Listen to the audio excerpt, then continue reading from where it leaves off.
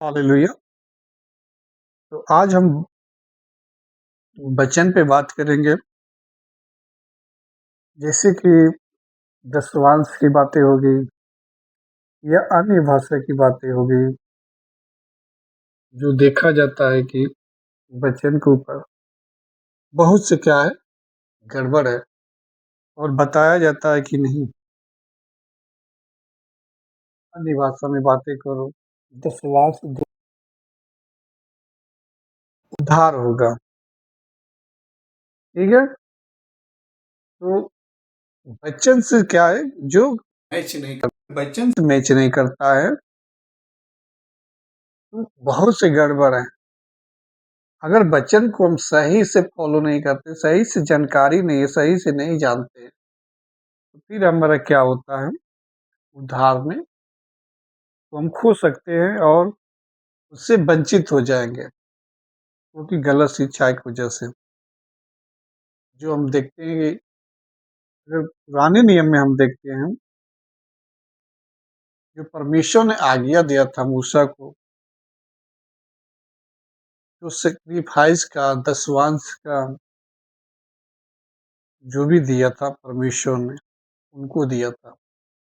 लेकिन परमेश्वर यीशु मसीह ने क्रूस पे क्या किया था, उस पर खत्म कर दिया था, फिनिश कर दिया था यीशु मसीह ने सबको, जो व्यवस्था के अधीन था, व्यवस्था को खत्म कर दिया था।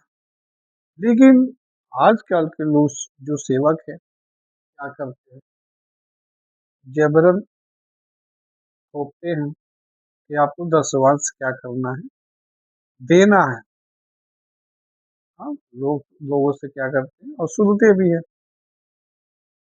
हर महीने 10,000 है तो 1,000 आपको देना है दशवांश के रूप में। अगर नहीं देते हो तो क्या बोलते हैं कि तुम्हारा क्या है, बरकत नहीं होगा और धार नहीं पाओगे। तो दिखाते हैं वचन से, कभी मत्ती का रखते हैं तो कभी मलाकी का रखते हैं। जो कि मत्ती में क्या है, यीशु मसीह ने नहीं कहा है कि वचन की दशवांश आपको देना है। कुछ लोग कहते हैं कि मना भी नहीं किया। वो तो सिर्फ उनको टोंट मार रहे हैं यीशु मसीह कि आपने ऐसा ऐसा किया, लेकिन क्या किया, धर्म का काम नहीं किया। ठीक है? तो इसी विषय पे हम क्या करें, पढ़ेंगे थोड़ा, मत्ती 23 का 23। हे कपटी शास्त्रियों और फरीसियों, तुम पर हाय, तुम पुदीने और सौंफ और जीरे का दशवां यहाँ यीशु कहते हैं कि हे कपटी शास्त्री फरीसियों, तुम पर हाय, तुम जीरा सौंफ का क्या करते हो, दशवांश तो देते हो। परंतु तुमने व्यवस्था की गंभीर बातों को हाँ, अर्थात न्याय, यहाँ यहाँ यीशु मसीह बताना चाहते हैं कि आपने क्या किया, व्यवस्था को क्या करते, पालन तो किया, लेकिन न्याय आप नहीं करते हो सही से। और आगे, और दया और विश्वास को छोड़ दिया है। न्याय और विश्वास और दया को क्या कर दिया है, छोड़ दिया। थोड़ी तेज में पढ़ना, ये फिर आएगा आवाज। चाहिए था कि इन्हें भी करते रहते और उन्हें भी ना छोड़ते। हाँ, चाहिए था कि उन्हें, वो भी करता, ये भी ना करते, लेकिन वो क्या करते थे, जो उनको फायदे वाली चीज थी वो तो लेते थे, लेकिन जो परमेश्वर की मार की बातें थी वो नहीं करते थे। ठीक है ना? सौंफ और जीरे जब दशवांश लेते थे, जो उनकी जरूरत थी, जो फायदे वाली चीज थी, उनका हर चीज का क्या करते, दशवांश तो लेते थे, लेकिन धर्म, दया, प्रेम उनके अंदर बिल्कुल नहीं, बिल्कुल स्वार्थी हो गए थे। जैसे कि आज का सेवक है, दशवांश किस लिए लेते हैं, ये अपना हम चर्च बनाए, अपना नाम रोशन करे, पूरा हम बिल्डिंग बनाए। लेकिन देखा जाए, अगर पास्टर है, देखेंगे उसके जगह पे उसका लड़का खड़ा होगा, उसकी अगर लड़की है तो उसकी लड़की खड़ी होगी उसके जगह पे। कोई अंधविश्वासी उसके जगह पे देखा जाए तो नहीं खड़ा होता है, नहीं खड़ा होता, क्योंकि इन्होंने धर्म का स्थापित किया, परमेश्वर का, राज का नहीं।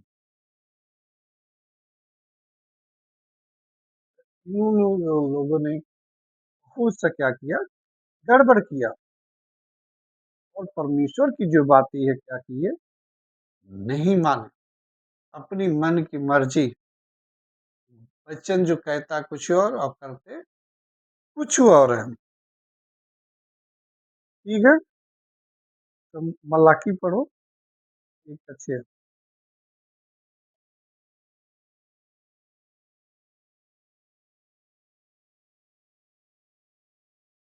पुत्र पिता का और दास स्वामी का आदर करता है। हम्म, यदि मैं पिता हूँ तो मेरा आदर कहाँ है, हम्म। और यदि मैं स्वामी हूँ तो मेरा भय मानना कहाँ। सेनाओं का यहोवा, तुम याजकों से भी तुम याजकों से यानी लेवी से, जो क्या करते थे, परमेश्वर के तम्बू में रहते थे, परमेश्वर की सेवकाई करते थे। हाँ, तुम याजकों से भी जो मेरे नाम का अपमान करते हो, हाँ, यही बात पूछता हूँ। परंतु तुम पूछते हो, हमने किस बात से तेरे नाम का अपमान किया है। हाँ, तुम मेरी वेदी पर अशुद्ध भोजन चढ़ाते हो, हाँ। तो भी तुम पूछते हो, हम किस बात में तुझे क्या अशुद्ध करते ठहराते थे, हैं। मन की मर्जी अशुद्ध क्या करते थे, जो भी खोट होती थी पशु या भेड़ बकरी में, वो परमेश्वर के लिए लाते थे। इसीलिए परमेश्वर उनसे हट गया था। आगे पढ़ो।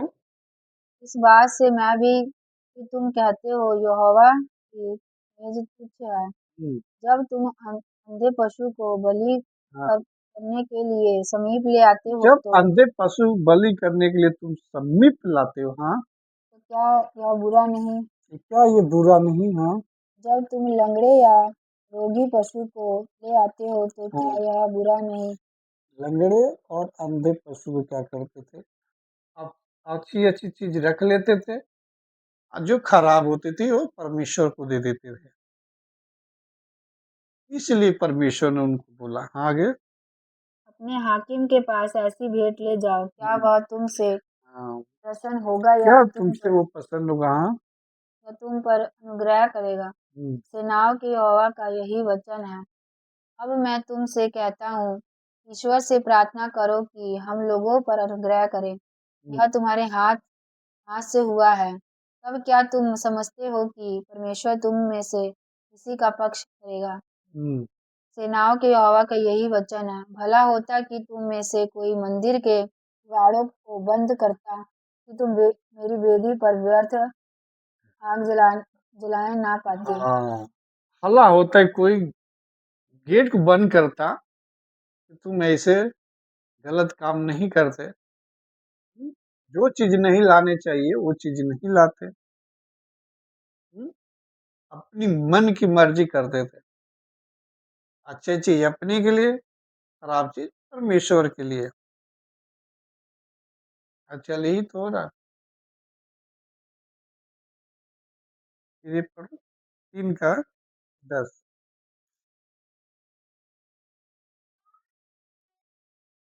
लग-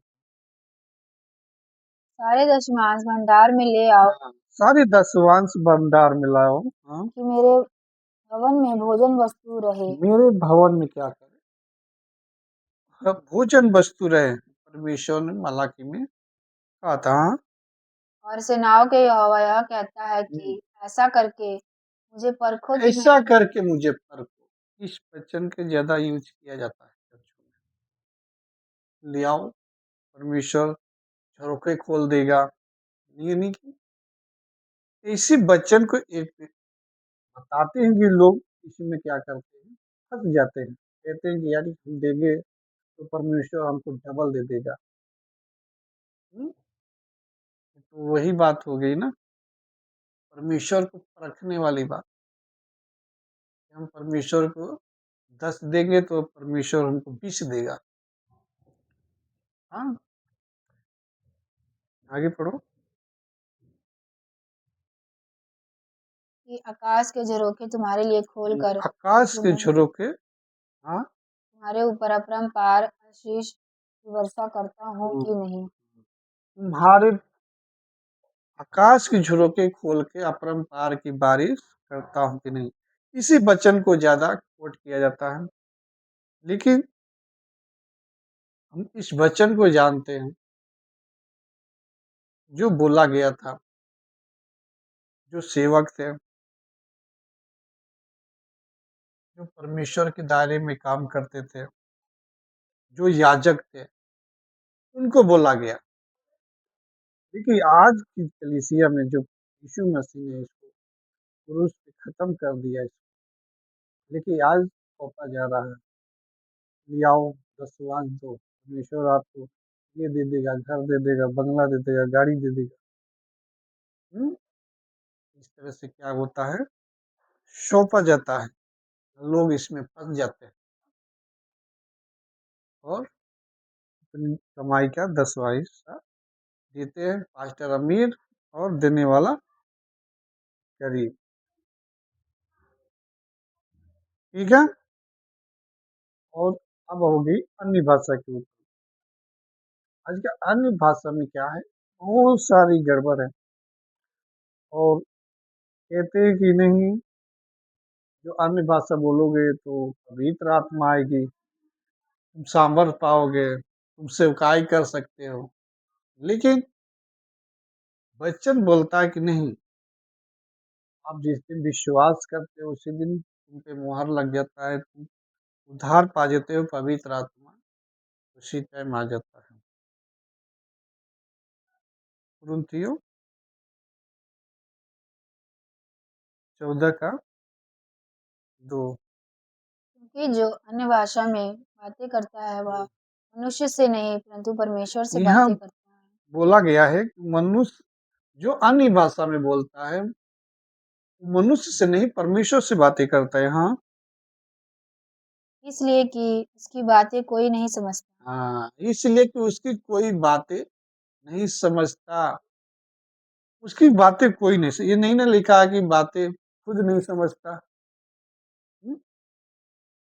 अरे कोई नहीं समझता, ये तो नहीं है कि लिखा है ना, तो खुद भी नहीं समझता। खुद तो समझ रहा है ना कि हम क्या बोल रहे हैं। हम्म? अगर हम अन्यान भाषा बोलेंगे तो हम, जो भाषा हमारी नहीं समझता है, मैं तो समझ रहा हूँ ना कि क्या बोल रहा हूँ, भले हम सामने वाला नहीं समझ रहा है हमारी भाषा। यहाँ पे भी क्या है, बहुत गड़बड़ है। लोग इसको कहते कि हैं हम अन्य भाषा में बातें करेंगे, शैतान नहीं समझता। तो शैतान रहता कहाँ था पहले, उसको सारा कुछ पता है। स्वर्ग में ही तो रहता था, उसको नहीं पता है, सारा कुछ जानकारी है। बात समझने वाली है, बच्चन को समझो और बच्चन को मसीह मथन को अपनाओ। जो खरी शिक्षा है, खरी शिक्षा को जानो, तब जाके क्या हो, तुम उद्धार के प्राप्त कर पाओगे। नहीं तो टीचिंग में गड़बड़ है। टीचिंग में जब गड़बड़ है तो हम गड़बड़ चलेंगे, क्योंकि यीशु मसीह ने साफ कहा था कि भरमाने वाले आएंगे बहुत, और उसमें लोग बहुत ही फंसेंगे। सेवक, जो शैतान काम करेगा तो सेवक के रूप में ही काम करेगा, फंसाएगा।